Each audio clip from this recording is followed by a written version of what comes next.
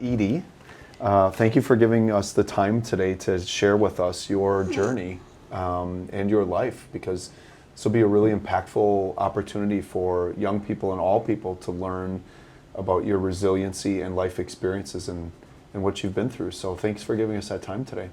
You're very welcome. So Edie, could you start out by just describing who your family was and where they were before World War II? Okay. And really before, in the early 30s. My dad was from Poland, to Zamość, and my mother was from Poland, Tyszewicz. And they were relatives, they were cousins. And my dad was in love with my mom, so he asked her to marry him, and she said yes. And then my dad was sold wheat to bakers. He was on a bike and he sold wheat, so he'd pick up little rumors of what was going on. And he picked up the rumor that the Nazis, what was going on in Germany, and that they were coming. So my dad asked my mother to run away with him before they were married. And she said okay, and they asked their family to follow him. And their family said, we'll follow you later, we're not ready to go. And so my dad ran away with my mother. They ran into a group of people in the forest, also Jewish people, and there happened to be a rabbi. And they asked the rabbi to marry them. And so they got married in the middle of the forest, and while they were hiding. They never had a ketubah. A ketubah is a marriage license, a Jewish marriage license. They never got it. Obviously, the rabbi wasn't going to carry ketubahs. He's hiding too from. Right. But they were legally married. So this is taking place in Poland in 1939 then? Yes, around 1930. And how well, maybe before 1930, a little before. Because the Germans invaded Poland September 1, 1939. So this is right before that time, summer or spring of that year? And at that time, was the Polish government cooperating with? The neighbors were. My parents didn't really know. They lived in small shtetls, in little outcast groups. And I don't think they knew what. All they knew was their neighbors were not good to them. They didn't want the Jews there. They wanted to take over their property. And when somebody would come, when the Nazis would come, the neighbors would say, over there, over there. They'd report them. So. And was your father and your mother, had they been in Poland for generations? Yes. Their parents were from Poland. Their grandparents were from Poland. They spoke, they dealt with the Polish people, with merchants, and.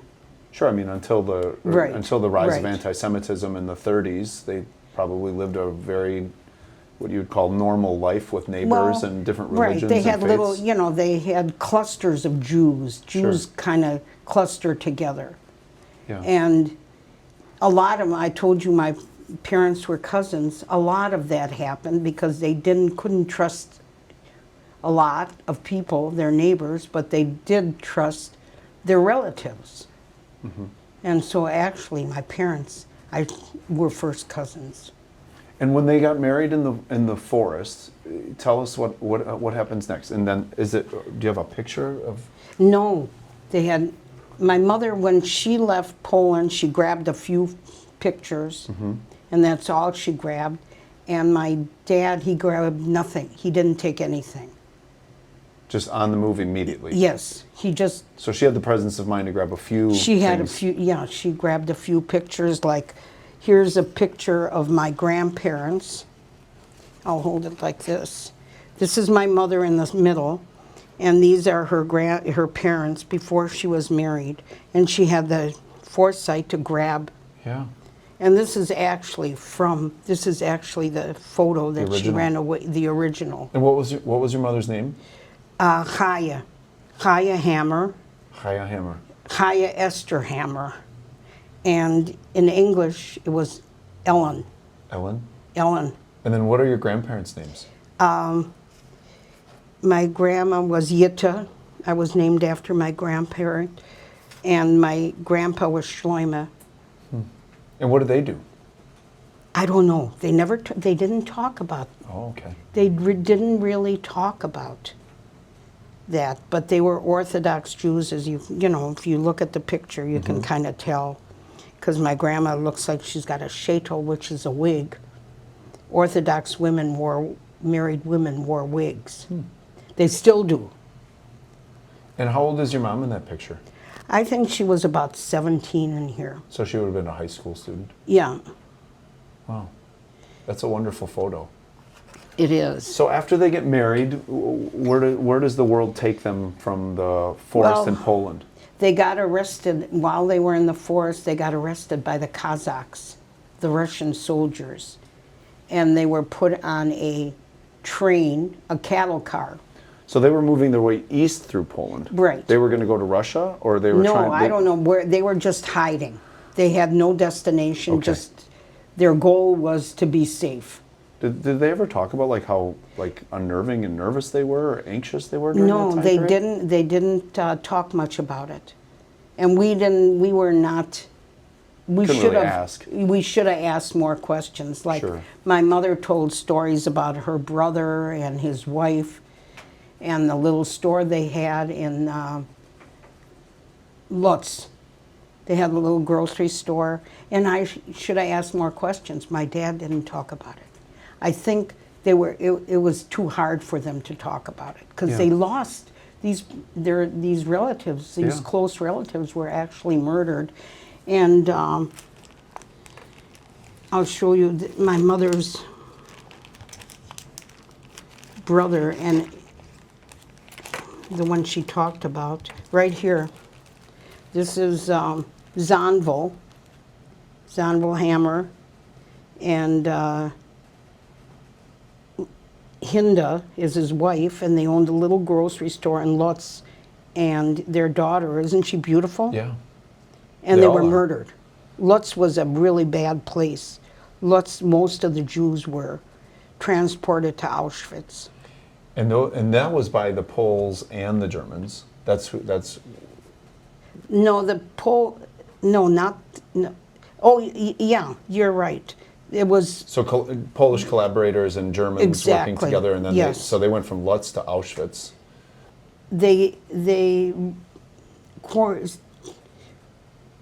What's the word? They sectioned off Lutz, and they wouldn't let any of them out or anybody in or out. And then they sent them to Auschwitz. And And my mother, this is another picture, my mother. had the presence of mind to take her Right. brother. And I told you my parents were cousins. Mm-hmm.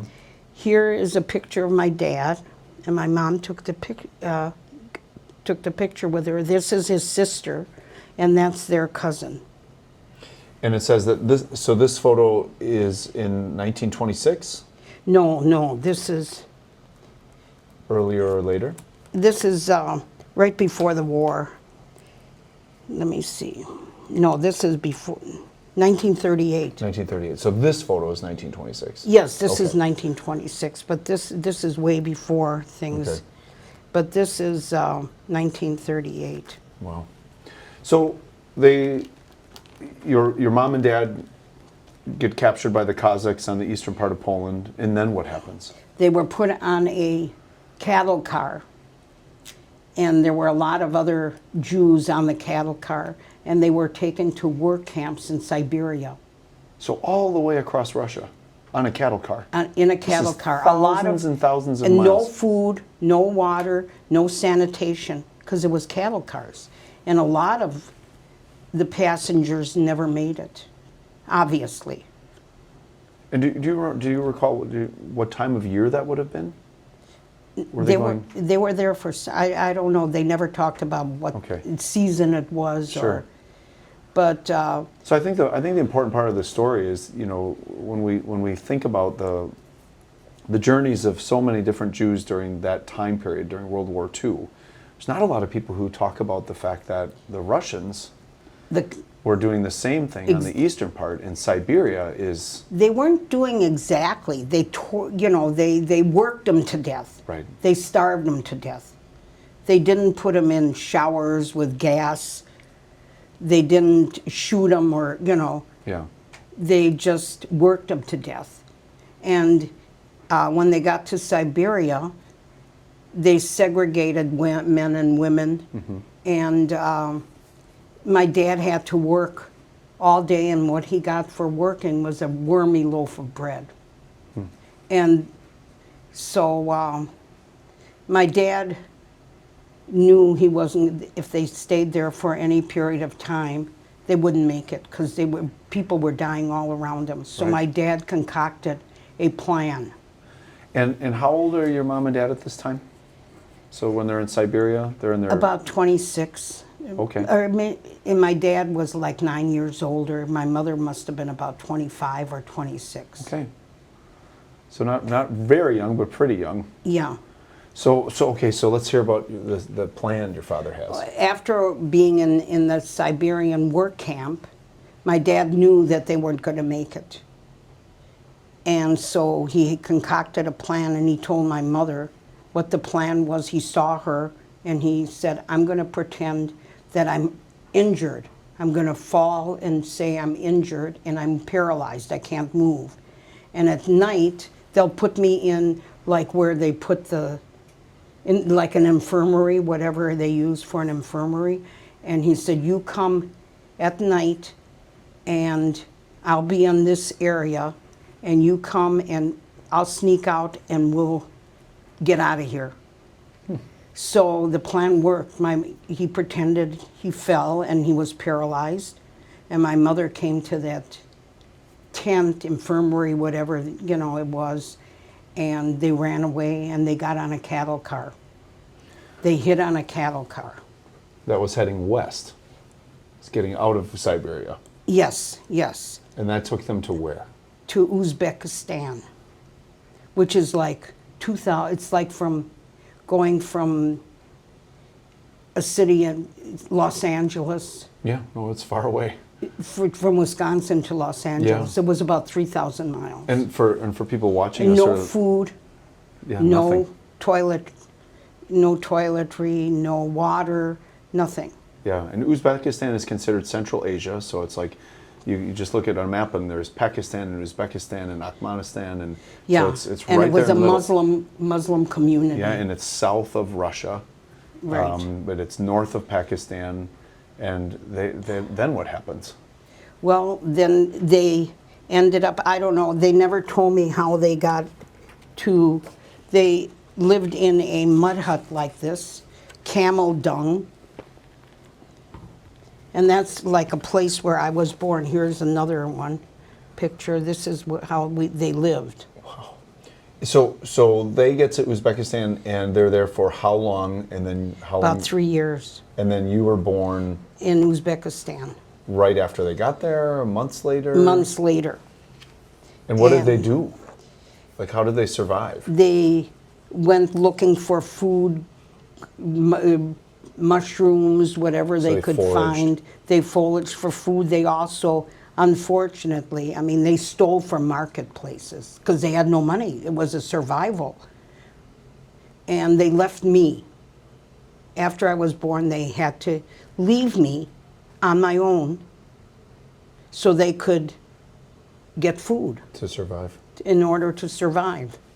So, So you're born undocumented in Uzbekistan. yes. And what it year was was a that? Muslim of 1942, and a Muslim midwife delivered me, Oh, and she was very kind. And when I was about 9 months old, I developed a boil on my behind, and they called the Muslim midwife in. She took a knife, unsanitary, sure. not sanitized. She took a knife and cut it and drained it and sewed it with needle and thread. Wow.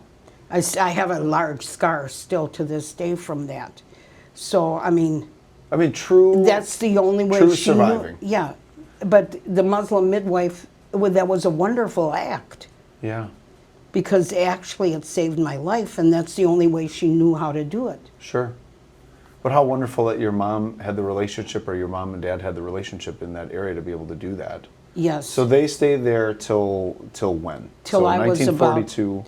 till I was about 4. Okay.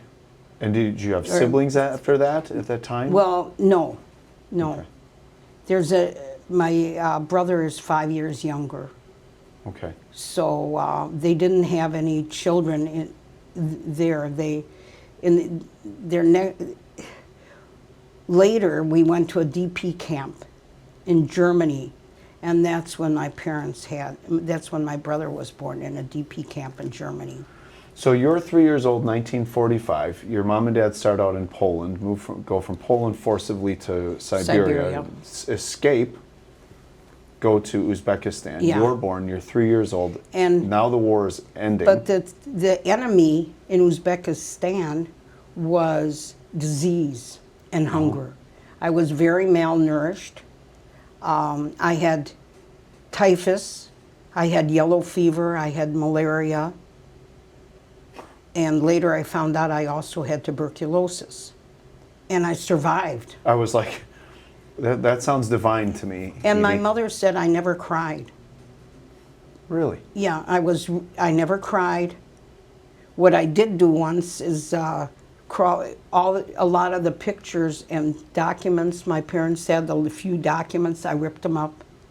Oh. And they came home and they saw all this. But I read about it later. I read that children who are not ignored, what's the word I'm trying to think of? Just like left on their own? Or? Yeah, left on their own, do that. Sure. But I never cried, and they never had to, even when I was sick, I didn't cry. If it would have been my sister, she never stopped crying, so. Different circumstances, Yeah. though.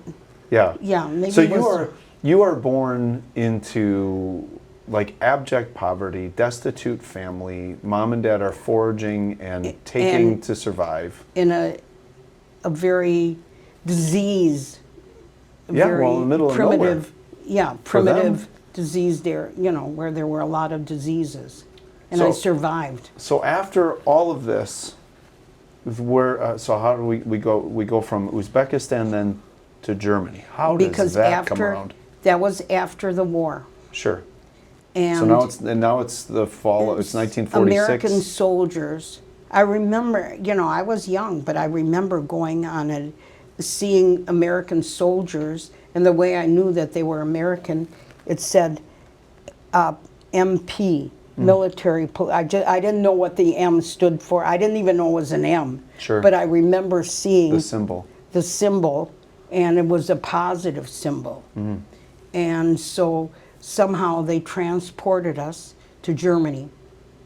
Actually, we went to Austria first, but they only lived in Austria DP camp for about 6 months, and then they were taken to DP camps in Germany. So tell me, what does a DP stand for? Displaced people. So displaced people. So Right. after World War II, one of the things I think most people forget about is that it just didn't end and we went back No. to going to the movies and going to the theater. There was a significant decade-plus time period, and many Jews throughout Europe were displaced and put into camps again. And they were waiting. They waited in the camps to go to their permanent, where they were going to be, to their permanent homes. Permanent placement or a new country. Some people went to Palestine. Some people went to Canada. Some people went to America. And that's what they were waiting for till their number came up. So tell me what you remember. And now you're like 5, 6 years old. I remember, the first thing I remember about, the first thing I remember about the DP camp was we had to go through communal showers. The women had to go through one shower, the men through the other. And I must have heard about the gassing of Jews. My parents must have talked about it, and I heard about it, and that's when I cried and I screamed, I'm not going, because I thought it would be gas coming out. Yeah, well, it's terrifying. Right, and my mother walked in and she said, I'm going in and it's okay, you can come, you can come. So I did stop and I followed her. But it was for delousing. I remember we had lice combs. We had to comb through our hair, and I remember what the lice combs looked like. And when you combed your hair, you could see if you had lice, you could see them in the gnats comb. and the lice, sure. So when you're there, let's talk about you as a little girl. How does it work? Do you go to school while you're there? Friends while you're there? Well, my parents ran into my cousin Sheehan, my mother and dad's first cousin, and this is Sheehan. This is in Germany in the DP camp. Sheehan and his new bride. But before Sheehan got married, my parents found him, and he stayed right in our quarters with us. He had a cot that he opened at night, and he slept on the cot. It was no imposition. They were just glad to have a family. Yeah. And my cousin Sheehan was waiting. We were all waiting to go to Palestine. Let me tell you about the DP camp's quarters. There was one room, and there was no shower. There was no. There was no hot water. In order to wash dishes or take a bath, they had a big tub, and my mother had to boil a lot of water to pour in the tub, and that was their hot water. And one time I was playing with my brother, who was already born. My brother was born in 1947, and he had just started walking, and I was playing with him, and I started chasing him, and he didn't see the big tub, and he ran in. He fell in. Well, one leg went in, and he had boils all over his leg, and the doctor said he made another 100th of an inch, and he wouldn't have made it. Oh. So that's the only, and my parents blamed me because I was chasing him, and it made me feel really guilty but it was, I loved my brother. Sure. And when my brother, before that, when I took good care of him, and I had to go to school, and he cried when I left, so I took him to school with me. I carried him. This was before he could walk. Like a year old? He was like 9 months old. Sure. And I carried him to school with me. And the teacher told me, you can't bring your brother. If you have to bring your brother, don't come to school. So I never went back to school. Really? I never went to any school in Germany. I never learned to read or write. I did learn to speak German. And is that what they were teaching in the DP camp? No, this is in Nuremberg. This is in Nuremberg, and in Nuremberg, Germany. No, this was not in Nuremberg. I'm sorry. Nuremberg came a little later. So this is pre-Nuremberg. This is pre-Nuremberg. And Nuremberg was not a DP. It didn't have DP camps. Yeah. So you're like 5, 6 years old when this is happening. When you're in the DP camp in Germany. Yes. So you're going to like first grade, and then you just dropped out. I dropped out. I went like Me and my brother 3 days. Nothing. Yeah, it's my brother and me or nothing, and I have a picture. Oh, that loyalty to your brother is envious, because I would have left my brother in a second. Oh, let me see the pictures here. In here, there's a picture of my And what is your brother's name? Sydney. And this is about how old he was, and I was. And this is later. This is in another DP camp when he was a little older. And this was in the first DP camp? Yeah, that's the first DP camp. You were very cute. That's me. I don't know. Well, I think so. But all these things you've described yourself as going through, like you look healthy here, and he looks I was healthy. still, but I was malnourished. Yeah. I didn't look like it, but I was. Yeah. Because later I was diagnosed. And this is my brother and I. So this is years. 1947? Yeah, that's 19. He's about 9 months old right Okay. there. Okay, so you and And Sydney. I was about a little over 5. And at the DP camp then, at this particular DP camp, you don't go to school at all? No. And then how do you move from that DP camp to the next displaced persons camp? I don't remember the moving. All I remember is one DP camp, but we were going to go to Israel, Palestine. It was Palestine at the time, not Israel. And we were going to go on the ship, the Exodus. I'm sure you saw the movie with Paul Newman. It's a famous movie. Mm-hmm. Well, the Exodus took Jews and snuck them in at night into Palestine. In order to get on the ship, you had to have a complete physical. My mother passed a physical, my dad passed a physical, my brother passed a physical, I didn't pass a physical. And so we couldn't get on the ship. And so I was found to have tuberculosis and malnourished. I was malnourished and had TB. So they had a children's sanatorium run by nuns in Nuremberg, Germany. And a year before I got there were Nuremberg trials were going on. That was about a year before. And I was actually there for over 3 years, a little over 3 years. And we didn't need to go to school. We weren't sent to school. We just ran around outside. And they didn't give us anything to cure us, because I don't think there was a cure. So you're just isolated. It was amongst just other to young people with segregate TB. us, you know, Sure. and fresh air. But apparently the fresh air helped, because when they released me after 3.5 years, and I didn't have tuberculosis any longer. And then my parents were going to go to Israel, because my cousin had gone there. The cousin I showed you a picture of, he got married and he went to Israel, and my parents were going to follow him. So Sidney Hotmer gets to Israel. Pardon me? Sidney gets to Israel. That's Shulam. Oh, Shula. I'm sorry. Sidney's your brother. Shulam, yeah. Shulam and his wife get to Israel. Yes. Okay. And then we had other relatives. His brother was in Israel. His brother actually became Prime Minister of Health, Education, and Welfare in Israel. Zvilin Hammer.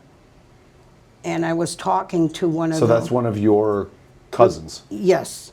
This was really interesting. I was talking, we had an in-service. Is it okay, right, to call it an in-service, an art in-service? And there were 2 ladies from Israel here for a year to help, to do teaching.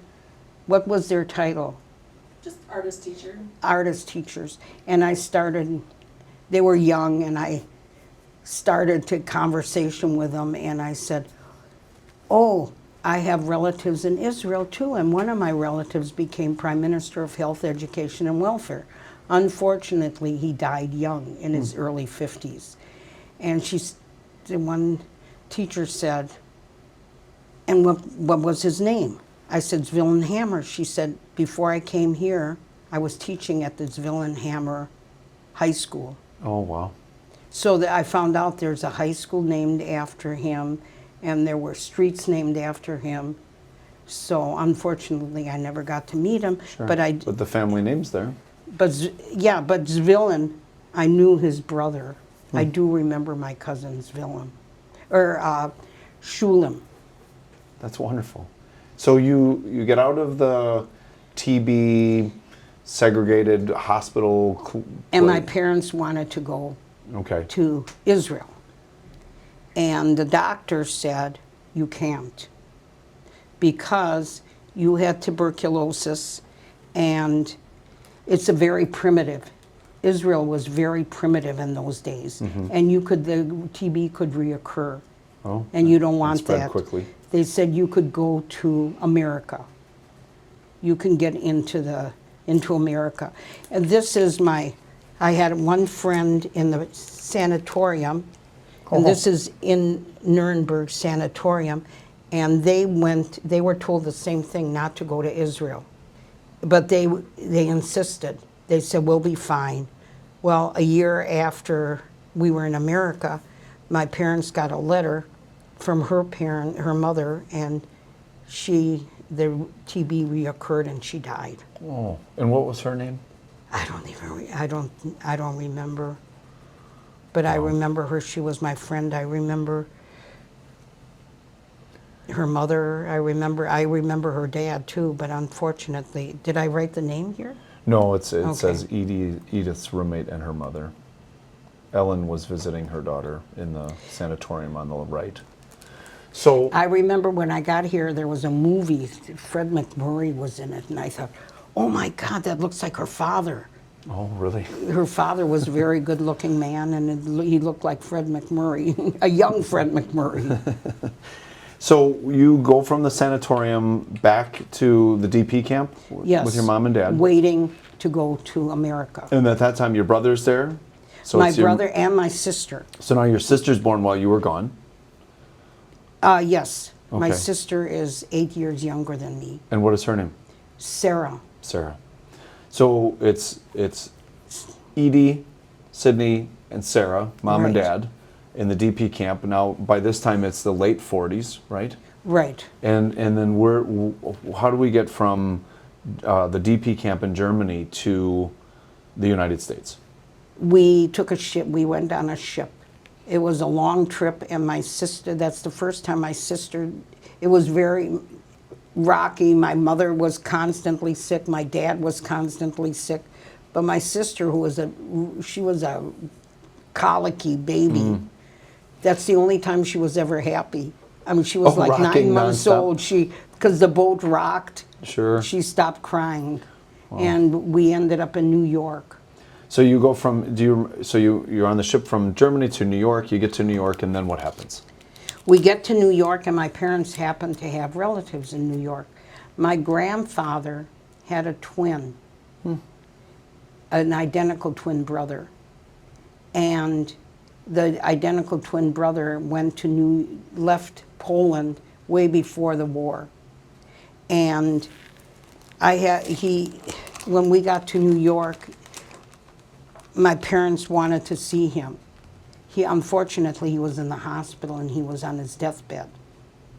And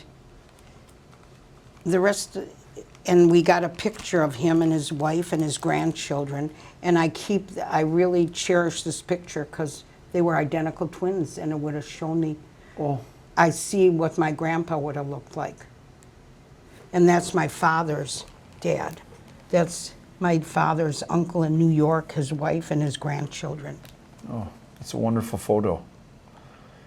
And But the kids never said, his children never said to my parents, stay in New York, we'd like you to, they never asked us to stay. So when he died, we were in New York for about 3 months. When my great uncle died, my parents said, okay, we can leave. And you were staying with them at that time? no, they got us a hotel.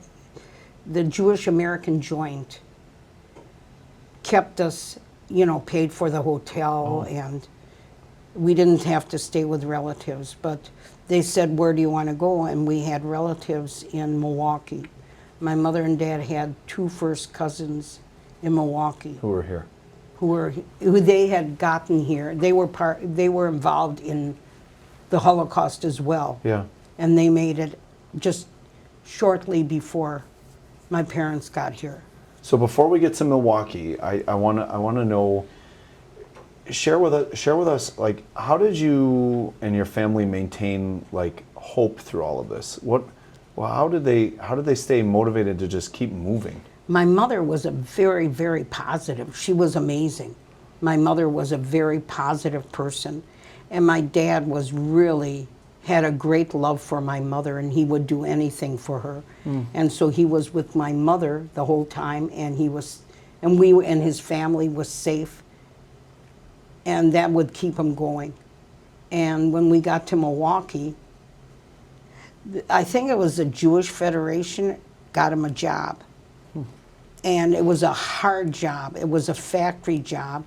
And I don't know if you remember A&P grocery stores. Sure. They had their own factory on the south side They had a bakery factory. And my dad worked in the bakery factory, no air conditioning. And it was hotter than heck. And he worked there until he retired. So was he a baker there? Or? Yeah, he was in the factory. So we come full circle from the guy who was Right, riding his bike but- around Poland selling wheat to now he's working. in a factory, and he worked third shift, and it would have not. He was. His main goal is to support his family, and my dad was a very bright man, but he never complained that this was it was like a job where you didn't have to do any thinking. It was just a very hard life. But he was concerned with his family, so. So tell me then for you, right, because this is significant. Today we call this childhood trauma, and it manifests, it shows in different ways. I mean, for being born in Uzbekistan, going to multiple DP camps, going into, being isolated because of tuberculosis, then coming out, then moving to New York, that's a lot for a little person. And when you reflect back on that part of your life, like what are your memories of your emotions and kind of mindset? I never was down. I didn't cry. I didn't complain. Nothing. I never had any really bad memories. The only bad memory was that I told you was when we went through the communal shower. Yeah. That was a trauma for me. And adjusting to school, coming to America and adjusting to school was difficult because I'm 9 years old. I'm just about 9 years old, and they put me in first grade. I can't speak any English. So what did you speak at that time? German. German? You Spoke German, you swore in Polish. My parents swore, but I spoke German mostly because I was in in Nuremberg sanatorium where they spoke German. I also spoke some Yiddish because that's what they spoke at home. Sure. And I didn't really feel any trauma. I just felt safe most of the time until my mother, we were in Milwaukee for about a week, and my mother had to see my cousin, and she had to drag me. I don't know how she figured out the bus, how to get to my cousin's. It was on 17th and North, and my cousin ran the Jewish sheltering home. So we'd go, and the Jewish sheltering home was for single men who they could pay for a room, and my cousin would clean and cook for them. And so my mother went to visit them, and she left. She said, "I'm going to go home, you stay here." And I said, "I don't want to stay here. I want to go home with you. I don't know my way home." So my mother said, "My cousin Helen will show me how to get to the bus and how to get home." And Helen didn't know him much more than I did. She was 3 years older, but she had just come to America maybe a month before me. And so when it was time to go home, my mother had left, and Helen took me to a bus stop. I got on the bus, and I'm on the bus, and I'm riding, and nothing looks familiar. And so I thought I went too far, so I got off the bus, and I crossed the street and took the bus going back. And I didn't recognize that either. And so I got off the bus, and I'm totally lost. And I must have been crying, which I very rarely did. And these people, this car pulled over and said something to me. And I said, "Ich spreche Deutsch." They said back to me in German, "We can speak to you in German," they said. So I told them in German what was going on and that I was lost, and I did memorize my address. And they asked me to get in the car, and they took me home. I mean, a German-speaking Jewish girl landing in Milwaukee in the 50s is kind of a gift because the community is so German, and you run into these people who can speak German. And I was so scared because I'm in a strange city. I don't know how to communicate, and I'm lost, totally lost. But, and I don't know how my mother could do that. I could not do that to my children. My mother thought she was doing the right thing. Sure, to let you She play with your wanted cousin. me, yeah, she wanted me to bond with a cousin. I think it was her wish for herself. And I think she lost it was not very realistic thinking to think Helen is going to be able to find how to get home. Yeah. But that you were talking about frightening experiences. That was one of the most frightening experiences I had, was right here in America. And now, as you reflect empathetically about like your parents' journey, what do you imagine that they were going through all these transitions and coming to Milwaukee and not speaking English, and like when you reflect upon their life and just moving around Siberia? Somehow they adjusted. They had a really good attitude, and their family came first. Their children came first, and whatever they had to do. And they never talked about their family, because I think it would have made their hearts heavy to talk about their family. So they never talked about that. They were it was a relief. They were safe. They were really safe. Core need of a human being. Yes. Safety, food, Safety, water. food, and water. And then to provide that. Did they ever reflect or investigate their family members or their fates? They were all gone. Everybody. Everybody was gone. My dad had 4 or 5 sisters. I don't know how many exactly, because he never talked about it. Sure. They were all gone. One sister was not married. The rest were all married with families. They were all gone. My mom, her brother, I showed you a picture of, Right. and his wife and daughter, gone. And Edie, I can't think of any other word than just absolutely fascinated with your tone and your resiliency and I lived through these 4 diseases. I had TB. I lived in a DP camp. I mean, for a lot of people, this would be an anchor around their shoulders their whole life. And this resiliency and positivity from your mom and dad, I mean, you breathe it. It's beautiful. And when it still continued, even in this country, there were traumatic experiences. I'll skip ahead. Well, first of all, Well, I do. Before you skip ahead, I do want to. So, tell us more about school, because you just shared before we were talking about the experience. There's so many young men and women who come to the United States as immigrants, and you can't navigate it like with the bus. You don't know the culture.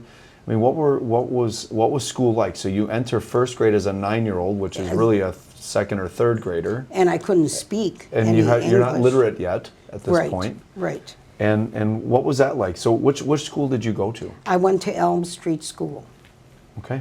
in Milwaukee. And for some reason, I was never embarrassed to be much older. And I was tall for my age. I'm very short, but I had my growth spurt. I was going to say, take advantage of it while you could, right? Right. So I was taller because of age to Sure. most of the kids. Plus, I was tall for my age, and I didn't feel comfortable with kids my age. So with the kids I was in school with, and so in order to skip grades, I would have to go 4 summers to skip a half a grade. So every summer of my elementary and my high school life, I went to summer school. I'd go to summer school and then I'd go to camp. And I caught up when I was a senior in high school. I graduated at 18. So you years graduated old. on time. I graduated May, my birthday's in May, and I graduated in June at 18. And I thought that was an accomplishment. I agree. That's determination. Yes, it was. And I remember when I was in elementary school, the most traumatic thing that happened to me is my teacher, it was around Christmas, and my teacher, elementary school teacher, asked me to stay after school. She wanted to talk to me, so I stayed after, and she pulled out a box, wrapped nice wrapping paper, and she said, "This is for you." And I said, "From who?" And she said, "Johnny wanted me to give it to you. He kind of likes you, and he wanted."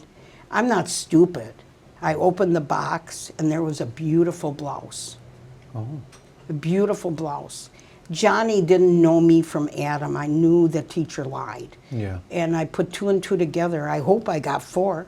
I thought the teacher felt sorry for me because I was dressed so poorly. Our clothes were secondhand or things my mother made. My mother was a seamstress. And so that was the first time that made me realize she didn't give this to anybody else. She gave it to me, so I must look really raggedy. So I thought, I'm not going to wear this. And it made me ashamed that I got the gift from my teacher and I threw it away when I got home. And then I didn't think about I was poor anymore. That is something that's a shared experience with lots of young men and little boys and girls where they don't really realize they're poor or they've been through something until they get to school. Until the teacher meant well. Yeah. She meant well. But with me, I think she did the wrong, at that point. Sure. Well, there's a lot of people have something. So it's the curse of kindness. You think you're doing the right thing for someone else because you're operating in sympathy and not empathy, and you feel sorry for someone, and you think you're going to elevate them only to position them. If everybody would have got a gift from, then it would have been fire. Then it would have been fine. So when you think back to elementary school, do you have any teachers that you remember that warmed your heart, or? Not really, because school was very hard for me. Yeah. And this is a hard thing to admit to myself. And I don't talk much about this, I think because of my malnutrition and the illnesses I had. I think it stunted my learning potential. Oh, 100%. You don't even have to think that. That's a fact. School was really difficult for me. I made C's and B's.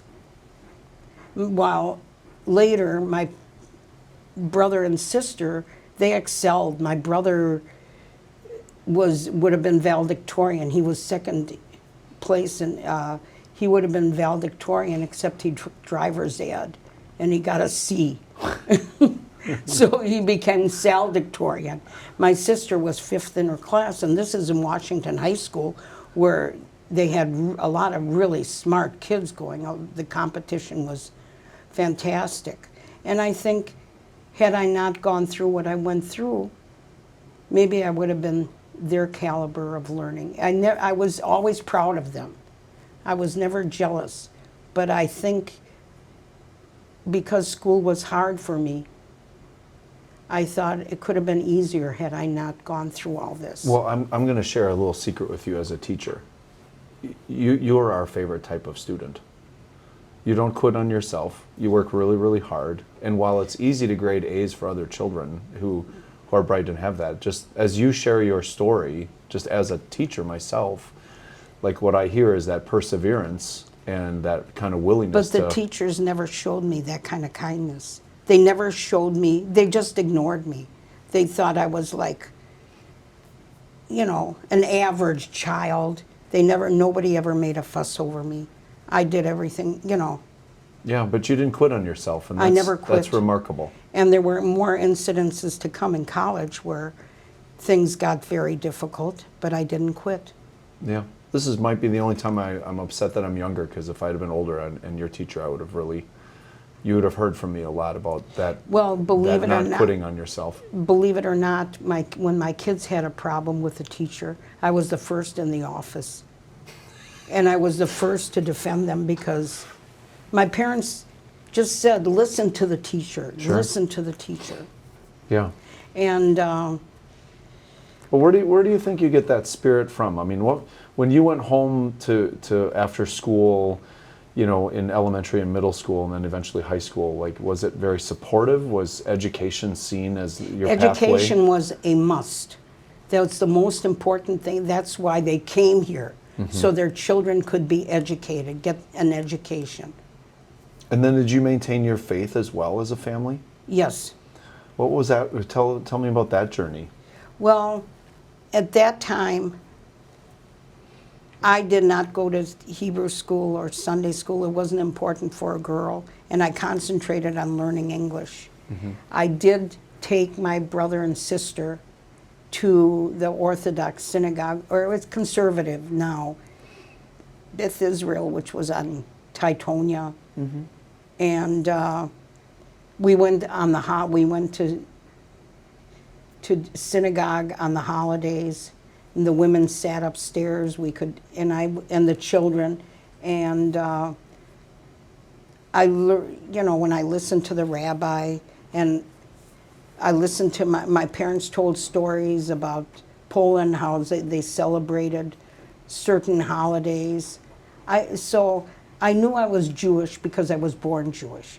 Now my brother and sister both had better opportunities.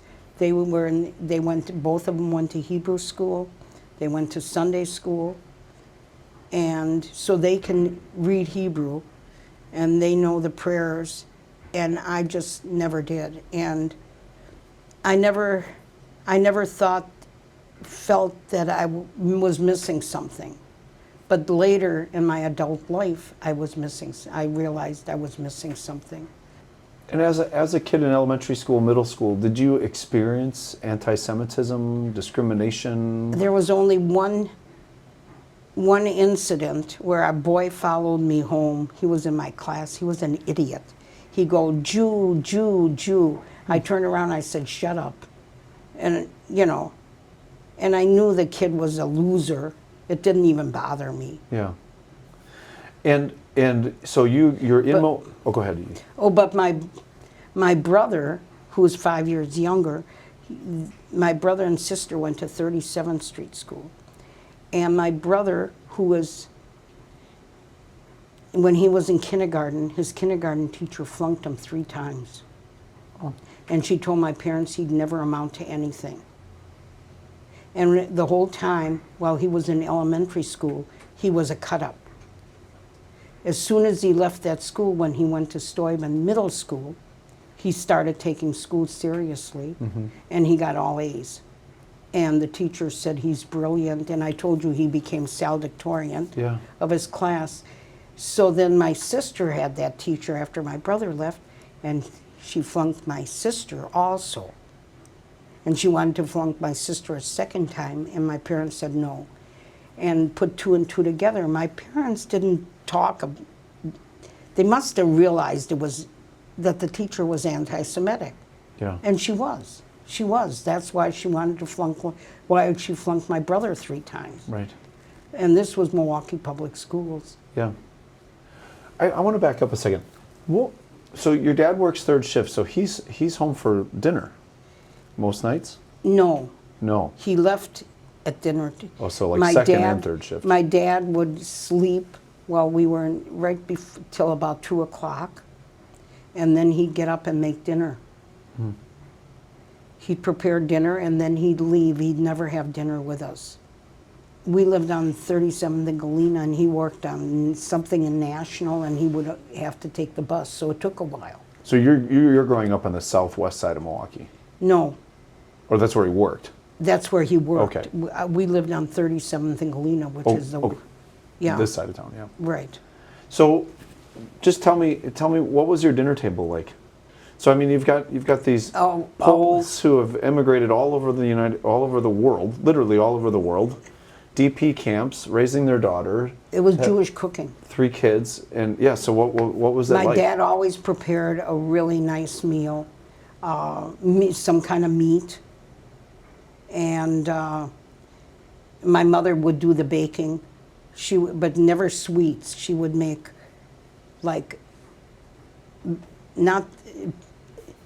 we called them pletzlach, like flat rolls. Sure.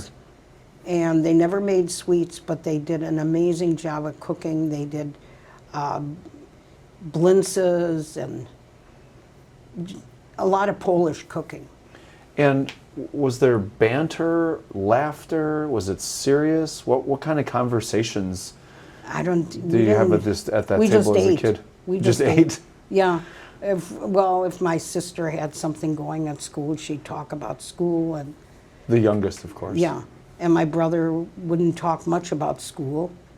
And did you ever did your life experiences at the DP camp, did that ever come up in your history when you would go to class in high school? No, never talked about it. Were there other young Jewish kids your age who had shared experiences?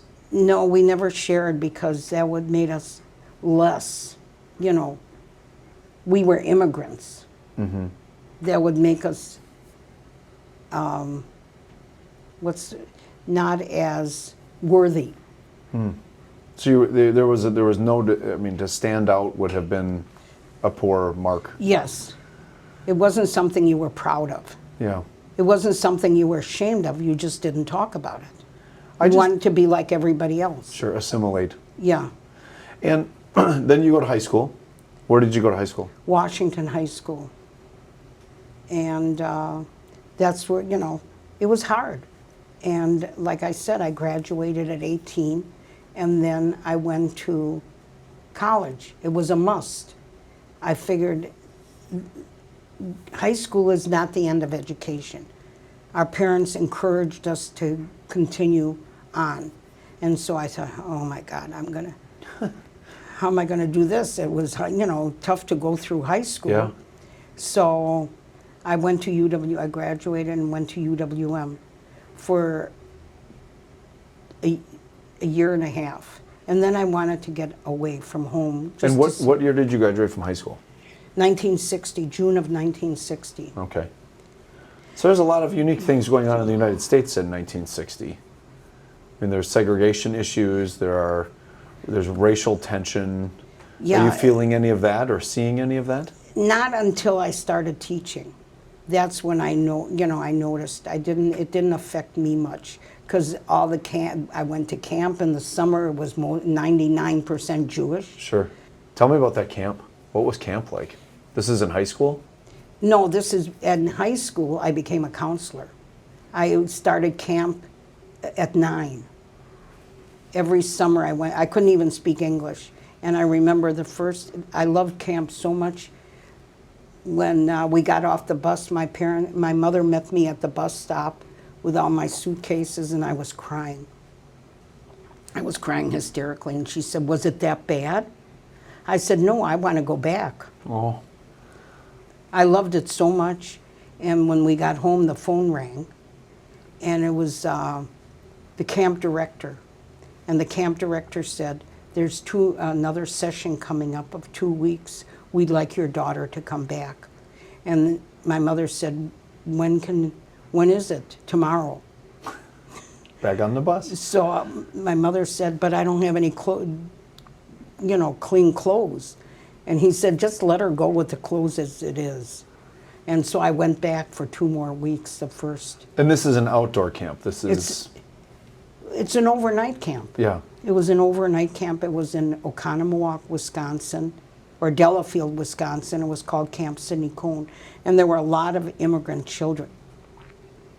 So this commonality, this shared experience of moving around, and do you have any like close friends from there? Yeah, At the time I made some friends there. I knew a lot of the families. This is me, and I became friends with this young woman and this woman. And these other ones were younger than me. But my mother was friends with this lady's mother, and I liked camp so much, I went to it until I was 18, and then I became a camp counselor.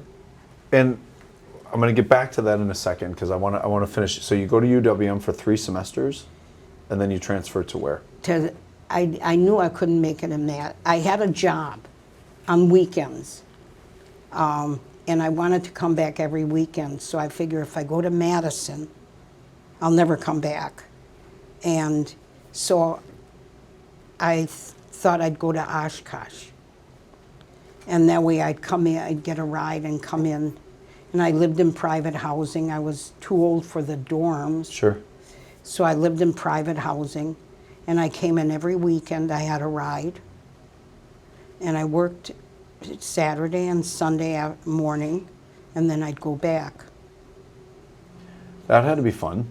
And I liked Oshkosh a lot until my senior year. And then what happened? Then there was a class I had to take before student teaching. I went into teaching, and it was called, it was a modern math class. You had to take it before the student teaching. And so the first day of school in the modern math class, the professor, when the bell rang to leave, the professor said, Miss Hershenson and Miss Manis, I need you to stay after. I need to talk to the both of you. There was a friend I made who was also Jewish, and she's originally from Fond du Lac, and the instructor was from Fond du Lac.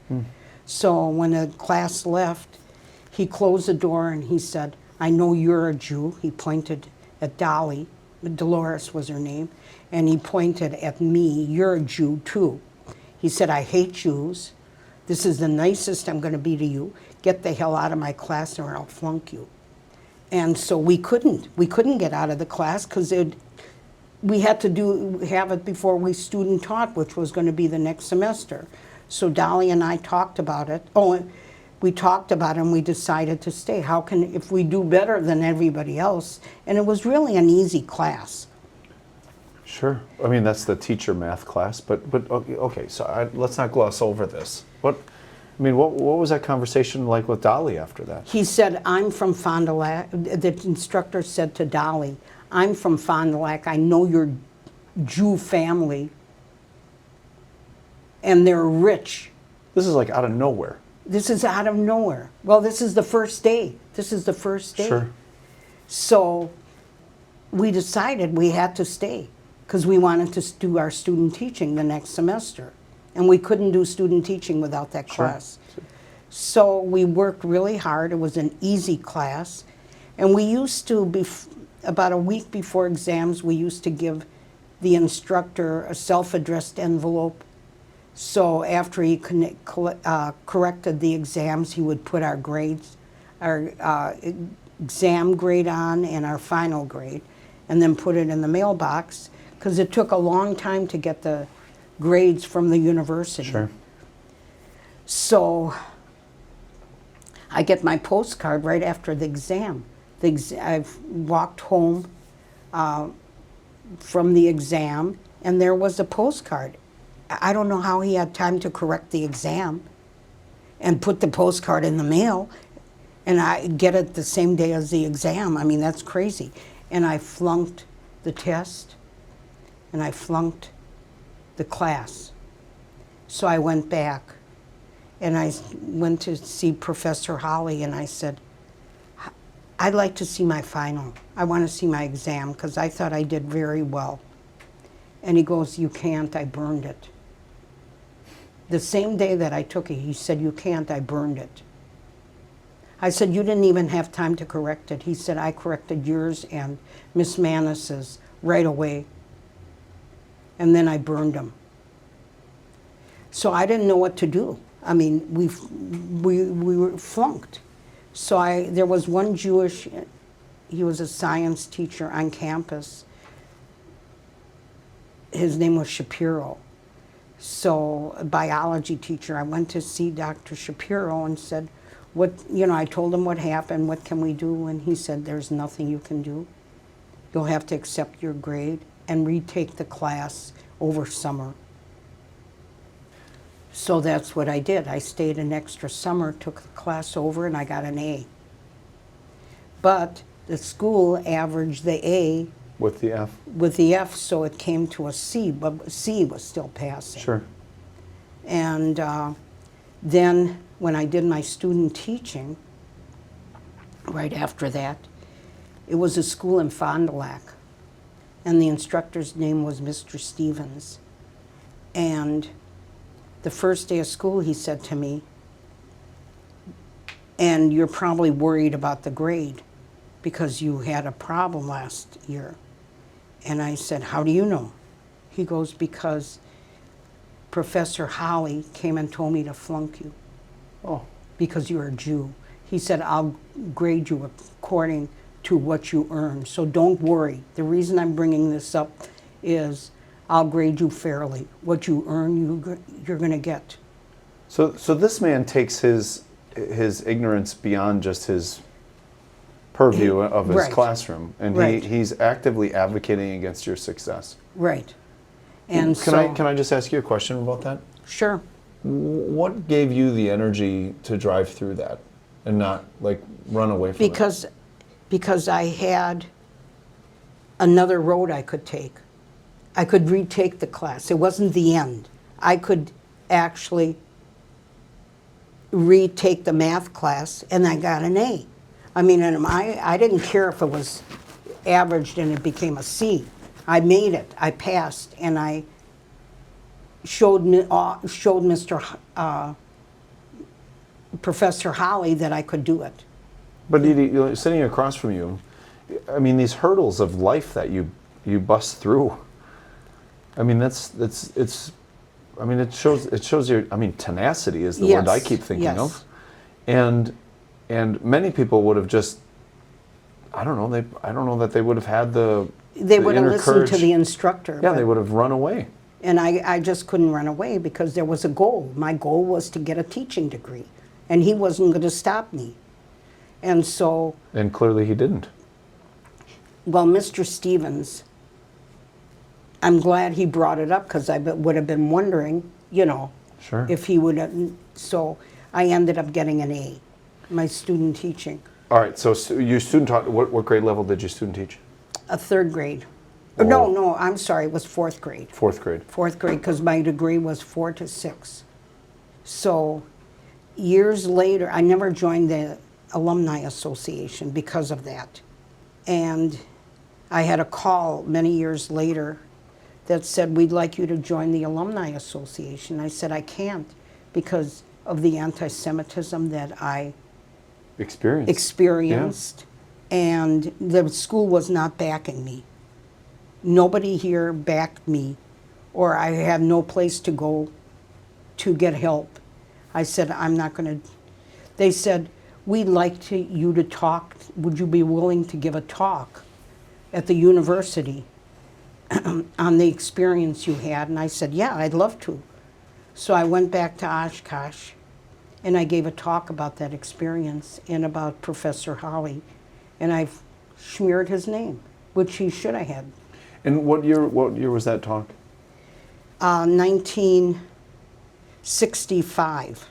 So that's when January of 65. 60. That's when that happened to you.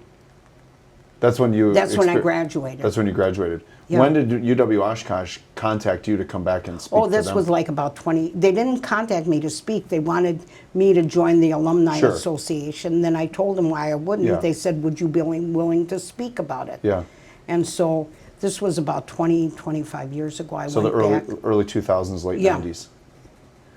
Okay, so I just want to kind of review this whole piece here with us together, because I really sitting here like you have experienced more things in a lifetime before you graduate from college, between moving life experiences, all the uniquenesses, and then go off to college, and you really get hit with this significant anti-Semitism where they're trying to slam a door on you. You persevere through it, and you become a teacher. Right. Now, do you move back to Milwaukee then? I came back to Milwaukee, and I met my husband in Oshkosh, and we got engaged. And I started teaching January of 1965, and we were going to get married June of 1965. And my husband, incidentally, was from Oshkosh. And he had his family experienced a lot of anti-Semitism in Oshkosh. But I got a job with Milwaukee Public Schools, and it was the first busing situation. And most people heard of the first busing situation, but they didn't really quite understand it. And it was it was a traumatic experience for students.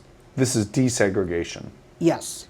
And so what happened, I was supposed to meet my class, which was a 4th grade, at 20th Street School. That was their home school. And then go to Garden Homes, which is also an MP at Milwaukee Public Schools, but it was in a German area. And the principal of Garden Homes, about a month before the busing situation started, left flyers on all the neighbors, all the families' homes that were in the Garden Homes school area, keep the blacks out. And that was the principal. Right. That was terrible. And so, of course, he couldn't stop it. But he could make it very difficult for the students. So there were a lot more students. There'd be a lot more students at Garden Homes because we bussed in. Several classes were bussed in, and there wasn't enough seating room in the cafeteria. So he made our kids eat on the floor instead of making 2 lunch hours. So as part of desegregating Milwaukee, the students Yes. came with their teacher. Yes, So you taught in a predominantly black school and black neighborhood at that time? right. And then you get bused to what, north side, south side? Where? Garden Homes it was a northwest school. Yeah. So you get bused with the kids. Yeah, we met the kids Do at the... do they recognize like the warrior that they're bringing in with the kids? In you? I don't know. But I felt, I had, I think I was equipped for this job, for it. And I wasn't going to let anything interfere with the kids. I couldn't stop the eating lunch on the floor in the cafeteria, but I saw things that were going on that were wrong. One time, one of my students had a really bad day, must have had a bad time at home, and he was just naughty. And I shouldn't have sent him to the office, but I did. I didn't know that the principal was going to. So what the principal did, he made him sit in the office all day long with his head between his knees. I mean, This is a 4th grader. This is a 4th grader. And I just wanted him, not to disrupt the class, but that was awful. There was corporal punishment. So after that, I never sent a kid to the office again. Whatever the kid did, I kept him in my room. Yeah. We could do a whole podcast just on your educational teaching experience in the 60s. Okay, so... My principal at 20th was an amazing man. He was, Who was that? Stoller, Dr. Stoller. That's excellent. So just kind of wrapping up here with your life experiences through you become a teacher. How does it go with your mom and dad, like over time? Does none of this ever manifest their life experiences coming from Poland? They're just strong and resilient and model survival. Does your mother maintain this positivity her entire life? My mother, yes. She worked in a factory. She worked in a sewing factory near the downtown area. There were a number of sewing factories. They were sweatshops. And there were German people. There were Asian people working there at that same factory, all denominations and all races. And my mother was friends with everybody. And they loved her. They'd get together, and if they'd come over to our house, they would tell me what a wonderful mother I had and how she, And so this rich diversity was brought home. Yes, and my mother never said anything nasty about German people, and she could have, because... Yeah, it displaced her whole world. Yes, but she was always positive. Everything my mother did or said was positive. My dad never said anything negative but he was not as social. He was more introverted.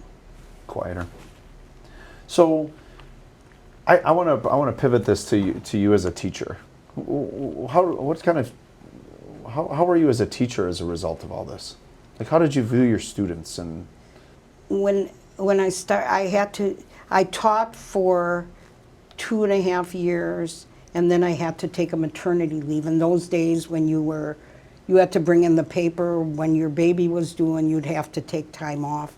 So I actually took about 4 years off, and then I came back and I substitute taught. And I think that's the hardest. everybody should have to substitute teach one day in their life. Everybody. And it was a wonderful experience.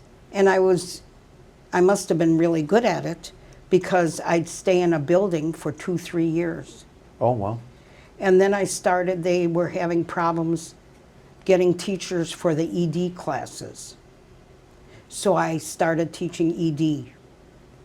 And Which for our listeners, that's emotionally disturbed. Yep. And now That's it's what EBD, emotional behavioral disabilities. Right. But I worked. So that's significant behavioral issues in young men and women. Right. And I loved it. And when I was doing that, I was categorized as a sub, but I'd be in a building for 3 years with the same class, and to several schools. If one school would start having problems with an ED class, they'd send me, and I'd be there, So this is through the 70s and 80s and 90s? Right. So Then I found out that I could be grandfathered in and sign a contract, and that I could go back to my own, a regular classroom. The benefits were a little better. yeah. And so I went back to classroom teaching. So tell me your family tree with you and your husband. You had, how many children did you have? I have 3 children. Okay. What are their names? And My oldest one is Stephen, and my daughter is the middle one, Rochelle, and the youngest is Todd. Stephen lives in Evanston, Rochelle lives in Tucson, and Todd lives in in Milwaukee County. And do they have children? They're not married. Okay. My daughter's divorced. They're not married. My older son, he and his significant other, they have a house together, they have cars together, but they never got married, and they never had any children. And your youngest lives in Milwaukee. Yes. So just to wrap up here, Edie, I want you to tell me how do you think through your life experiences you can help other people to understand the beautiful word hope? How do you coach others or support others to maintain hope through all the things you went through, the things your mom and dad went through? How do you? I think when they hear my story, they can see that I went through in Uzbekistan, and I was, with the help of God, I survived. With the will of God, I survived. And when I came here, I survived, even if the circumstances were rough. I had to work twice as hard to get where but I persevered. I set goals. And I made sure I worked towards those goals. In one word, how would you describe yourself? Perseverance. Yeah, that's my favorite word. I very different upbringing and time period, but I grew up with some pretty significant and unique things in my life as well. And in the end, I find that beautiful people like you have others around you who inform your story. What I wanted to make my parents proud. Yeah. And that's what it was all. My goal was to make my parents proud. Not by making a lot of money, but reaching certain goals that I didn't think that I would be able to reach. I worked towards those goals, and nothing could stop me. And just to make my parents proud. And when I first, I remember getting my first check from Milwaukee Public Schools. I think I made $3,200 a year. I said to my dad, now I can help. Now I can help you with money. And my dad, of course, didn't want my money, but I wanted them to be proud of me and that I could help them. And just as a mother now, like reflecting again through empathy to your mom and dad, like how amazing must they have felt with their 3 children? Well, my sister also got a teaching degree, and my brother became a doctor. So they were very proud of the boy that his kindergarten teacher told my parents would never make it. Yeah. So and he was stupid, and that he accomplished, he became a doctor. Well, you probably saw this many times as a teacher, as have I, because I've lived my life by this. I'm either going to prove you right or wrong. And in the case of you putting me down, I want to prove you wrong. Yeah. But some people succumb to the opposite, and then they spiral and get stuck, and that's when they need I other don't people know like if you. I needed to prove to myself. I didn't need to prove to them. My thinking is I need to prove to myself I'm not who they think I am. I'm better than that. Yeah, don't judge. Don't judge, right. Yeah. And as you have got into this season of life, what are the reflections you have about faith? Well, I was one of the lucky ones. Maybe because God looked down at me and my family, but I'm religious. I go to Minyan during the week. Out of 7 days in the week, I go to Minyan between 3 and 4 daily, which is at 7:30 in the morning. So I think that proves my faith. And I don't know the Hebrew except by rote, but I just feel that I was lucky. Mm-hmm. What advice do you have to young people who feel trapped or stuck? It depends on their situation. If I can make it, you can make it. But you can't let yourself feel trapped or stuck. You got to prove to people that you can do it. You got to make your parents proud of you and your family proud of you. And then ultimately yourself. Right, but that comes after you make your family proud. Right, after you position yourself where Right. you feel good about yourself because they feel good about you and you get that reinforcement. But you can't do things just because it'll please them. You have to do things that you think are right. So lastly, because I have 2 children. I have a son, Charlie, who is an 8th grade social studies teacher. Oh, And I have a daughter, Grace. So I have a 22-year-old son, and then my daughter, Grace, is 19 years old. And Edie, she's going to school to be a teacher. My wife is a teacher. My mom is a teacher. My brother is a teacher. And I don't think there's a better that really profession. runs you. And you teach. And I teach. You teach. Yeah, and everybody does every day, right? What advice would you have for young teachers as they enter the profession? Because I'm envisioning you, all of 5'2", bus to a school, your black students put on the floor, and they are blessed to have this resilient, perseverant teacher. What Right. advice would you give to young teachers? I wouldn't, And all because teachers. things are different. I retired over 20 years ago. Things were different.